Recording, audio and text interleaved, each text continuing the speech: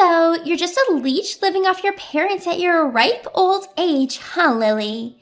Leeches should get lost. This is going to be our house. My 8-year-old niece, Emily, spat out these hurtful words, grinning. My sister Anne and her husband Sam were snickering next to Emily.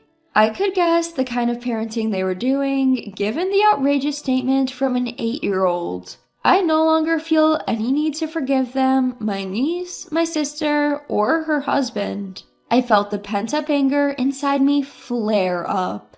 My name is Lily. I live with my parents at our family home. I used to live on my own, but I moved back home because I was worried about my aging parents. I love my work, and I'm not at all interested in relationships. I never intended to get married in my life, and one of the reasons I decided to live at home was to cherish the time I had with my parents. My dad was a chef, and of course, he's really good at cooking. Even after retiring, he cooked for us at home, and I always looked forward to meals. Having experienced living alone, I missed my dad's cooking, which is one of the reasons why I returned home, but that's a secret. When I decided to live with them and support the household, my mom retired from the part-time job she had held for many years. She was hesitant, but I suggested it might be the right time. Both my mom and dad had been doing a lot of standing at their jobs and had sometimes thrown out their backs. I convinced them to quit their jobs, telling them there was no need to push themselves since I was supporting the household. I'm a mess outside of work, and I'm not good at housekeeping, so I appreciate that my parents are at home doing chores. It's a win-win relationship between my parents and me. Disturbing the stable life are my sister and her family. My sister Anne and her husband Sam bring their 8-year-old daughter Emily almost every week. They come uninvited, drive 30 minutes to our house, and ask for meals. My sister says, "It saves on our food expenses, so we come every week. Raising a child really costs a lot of money." And her husband Sam neither denies nor hides it. They would eat the meals my dad cooked as if it was their right, then leave without cleaning up. That was their weekly routine. Even if they just came, ate, and left, I might have let them do without anger, but my sister's other behaviors were unacceptable. Every time before leaving, Anne would scrounge around our house. She would take things she thought could be sold on an online flea market app. So I've had to hide my accessories and important clothes in the back of my closet. On top of that, she rummages through our fridge, taking food ingredients without asking us. When I told her that would be a crime if she were a stranger, she dismissed me, saying, "You wouldn't understand, Lily. It's tough to keep a household running when you're married." But Anne is not the only selfish one. Emily, who inherited Anne's genes, has become more and more like her as she grew up. Ew, this is gross. Emily made a sour face at the meal my dad made.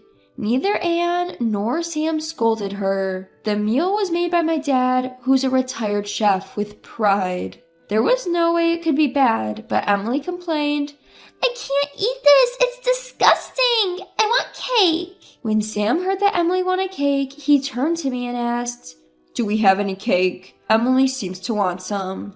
Even I couldn't help but frown and respond, "Huh?" Sensing potential trouble, my father quickly stepped between Sam and me, apologetically saying, "Sorry, we didn't prepare any cake. Did you not enjoy today's meal, Emily?" Emily seems rather displeased. "Yes, Grandpa's food is always yucky. I only want to eat sweet things. Desserts are the best. I don't want to eat Grandpa's food." "Oh, I find it convenient, and it saves us on grocery bills, so it's fantastic. But if Emily says so, we have no choice. Dad, Mom, please prepare some sweets and cake for Emily next week." I couldn't forgive my sister Anne for accepting Emily's selfishness as a matter of course and bossing our parents around. However, if I spoke out now, our already shrinking parents would feel even more troubled. I pitied my parents and, unable to complain that day either, sent off Anne's family as always after they had finished looking through our house. I can't believe the audacity. Acting that way just because it's their parents' house? Unforgivable. Exposing my anger, my mother apologized, saying, "It's my fault for not having the cake ready. I'm sorry," while my father silently discarded the leftover food prepared for Emily. My heart ached at the sight of my parents' actions. I spent the following week contemplating whether I should tell Anne and her family not to visit anymore, only to have them arrive at our home yet again. Without any notice, as if it were a matter of course, Anne's family walked in asking, "Is dinner ready yet?" Emily complained about the cake my mother had bought, saying, "I prefer one with more strawberries." Sam changed the television channel without asking. Seeing my sister and her family doing as they pleased as usual, I was flabbergasted when my father's cooking was ready. Anne and Sam were enjoying their meal, chatting, and even sharing a bottle of wine. Emily, dissatisfied with the cake we'd bought and refusing to eat a single bite of the meal, was playing a game on her smartphone saying, "Grandpa and Grandma are really useless." As I wished them to leave sooner, Anne suddenly cheerfully mentioned, "Oh, right. We decided to move into this house from next week." "Huh?" My voice echoed with surprise, and it seems that my parents, who hadn't heard this before, were equally shocked. Sam supplemented Anne's announcement saying, "It's a hassle to drive here every week. Besides, if we live together, we can save even more on groceries, and we won't have to pay rent." Unable to utter a word, my parents stayed silent, and I finally objected, "Wait a minute. That's quite sudden. We don't have enough rooms, and you're planning to live here without contributing financially? That's way too presumptuous." Anne and Sam's faces contorted at my words, but it was Emily, not them, who rebutted first. "Lily is an embarrassing adult who needs to move out anyway." Setting her smartphone on the table, Emily stared at me defiantly. "What do you mean by I need to move out?" "Lily, aren't you a parasite living off your parents at your age? Parasites should get out. This will be our house." Emily, sounding smug, received stifled laughs from Anne and Sam. For a moment, I wondered if an 8-year-old should talk this way. I had to do a double take when Emily, all of 8 years old, called me a parasite. Based on the reactions of Anne and Sam, I assumed that they had indoctrinated their daughter to think of me in such derogatory terms. "No, Emily, don't say such things. It'll hurt Lily's feelings," Anne said. "I don't want to live with Lily. I want her gone by next week. It's embarrassing to live with a parasite. What if my friends find out?" Emily was looking at me as if I were garbage. Anne and Sam were chuckling beside her. I felt a surge of anger, having endured their behavior for so long. "All right, as per your wishes, I will leave by next week. Rest assured," I responded. Anne's family seemed satisfied with my response. They left, as usual, without helping clean up. My parents looked terrified at the prospect of living with Anne's family, but they were relieved when I proposed a solution. There was so much to do before Anne's family moved in. My parents helped out, and it was a great relief. The house had been tidied up, and the move is complete. Just as little Emily asked, I've effectively moved out of the house for them. The day arrived when Anne's family was supposed to move in. I was busy organizing my stuff in my new place. I missed my old house where I had lived for so many years, but the new place was nice, and I felt a sense of relief, knowing that I wouldn't be irked every time Anne's family visited. While I was engrossed in cleaning, Anne had apparently been trying to reach me on the phone. My phone rang again, showing numerous missed calls from Anne. I picked up. "Lily, why didn't you pick up earlier? There's a problem with our house." Anne cried. "Well, it's my house actually. I've already demolished it," I said, half chuckling. Anne screamed, "What have you done?" I could only imagine their shock when they arrived to find the house in the midst of demolition. You see, when I had moved back to support my parents, the house was transferred to my name. It was my call to demolish it. I figured it was better to knock it down than let Anne's family take it over. The house was old anyway, and my parents agreed with my decision. I wanted my parents to enjoy their retirement, so I took care of all their expenses. Emily's comment about me being a parasite was, therefore, greatly misguided. I explained all of this to Anne. "You and Emily have said a lot of wrong things about me. It's not good to educate your daughter like this.